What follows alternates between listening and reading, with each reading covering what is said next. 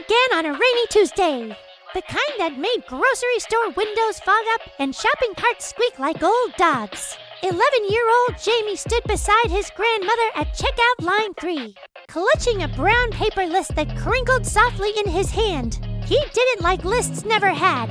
They were rigid and unforgiving, all boxes and lines and adult handwriting. But this list was different. It was handwritten by someone who didn't exist anymore.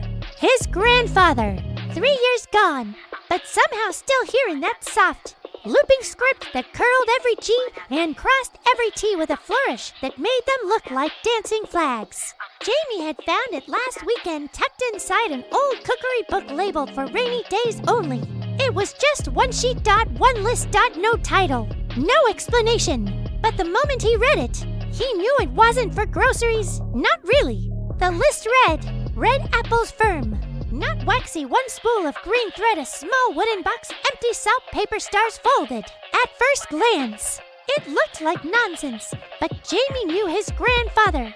Every item he ever chose had a reason, and none of them were boring. His grandfather had once taken him on a spice hunt that led them into a candle shop, where cinnamon tea was served in tiny glass cups. Another time, they searched for a weather machine. That turned out to be a wind chime in a flea market shaped like a dragonfly. Everything meant something, especially when it seemed it didn't. That night, Jamie couldn't sleep. The list buzzed in his pocket like a secret. The kind of thing that needed to be followed, and so, without telling anyone, he made his own plan. After school the next day, instead of going home, he went shopping with the crumpled list as his map and a few wrinkled dollars from his lunch savings. He found red apples first, specifically the ones that looked like they might bruise if you held them too hard. The green thread took more effort, but an old shop near the train station still sold sewing kits in dusty tins. The wooden box was harder. It came from a thrift store buried under a tower of mismatched mugs, but the moment Jamie saw it, he knew it was scratched with a tiny carved sun on the lid, and it smelled faintly like cedar and something older. He placed the apples, the thread, and the salt, ordinary sea salt, though he suspected that didn't matter inside the box.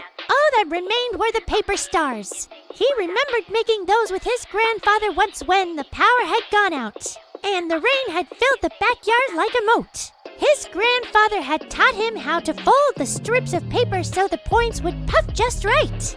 They'd laughed when Jamie's first 5 turned out lumpy. Now, sitting on the floor, Jamie folded 5 stars from old receipts, homework scraps, and a sticky note that said buy cat food. He placed them in the box, one by one, and closed the lid. And then nothing happened. No flash of light. No magical portal, just the quiet sigh of a rainy evening. But something had changed. Jamie didn't realize it at first. But when his grandmother opened the door to call him in for dinner, she froze. You found it, she whispered. Jamie blinked.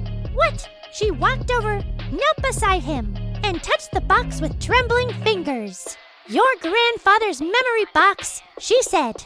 He used to rebuild it every few years. Call it his secret shopping list.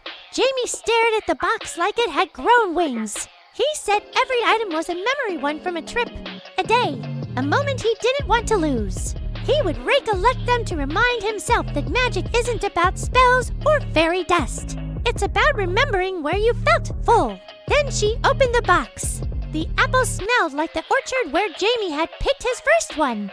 The thread matched the kite they had sewn together. The salt came from the beach where he'd lost his first tooth.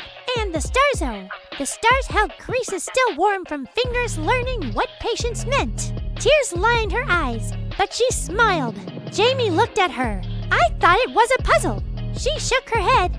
It was a gift, meant for someone ready to find it. And that night, as they sat at the kitchen table with tea and apples sliced just right, Jamie folded another star, wrote a new list, and placed it beside the old one, because some traditions don't need to be explained. They just need to be remembered.